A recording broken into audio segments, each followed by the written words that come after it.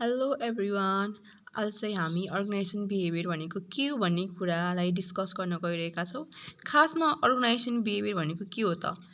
Organisation behaviour भनेको it is a systematic study of employees behaviour within the organisation. कुनै पनि अर्गनाइजेसनमा कुनै पनि काम गर्ने इम्प्लोइहरू हुन्छ, उनीहरूको बिहेभियरलाई सिस्टमेटिक रूपमा स्टडी गर्नु नै अर्गनाइजेसन बिहेभियर हो। त्यसै गरी it mainly focus on understanding, predicting and controlling the employees behaviour. यसले मेनली फोकस चाहिँ इम्प्लोइहरूको बिहेभियरलाई अन्डरस्ट्यान्ड गर्ने, प्रिडिक्ट गर्ने र लास्टमा कन्ट्रोल गर्ने कुरामा मेनली फोकस गरेको छ। फर इक्जाम्पलको लागि कुनै पनि अर्गनाइजेसनमा कुनै पनि इम्प्लोइ काम गर्दैछ भनेपछि उसको सेल्फ कन्सेप्ट कस्तो छ, उसको पर्सेप्सन कस्तो छ, उसको पर्सनालिटी कस्तो छ भन्ने कुरालाई अन्डरस्ट्यान्ड गर्नुपर्छ। त्यसपछि उनीहरू कस्तो सिचुएसनमा कसरी रेस्पोन्स गर्छ, कसरी उसले रियाक्ट गर्छ भन्ने कुरालाई प्रिडिक्ट गर्नुपर्छ।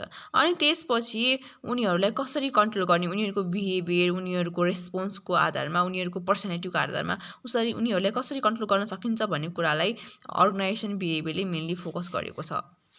त्यसै गरी लास्टमा अर्गनाइजेसन बिहेभियरले कुनै पनि सिमिलर सिचुएसनमा इन्डिभिजुअलहरू किन डिफ्रेन्टली रेस्पोन्स गर्छ र डिफ्रेन्टली बिहेभ गर्छ भन्ने कुरालाई एक्सप्लेन गरेको छ।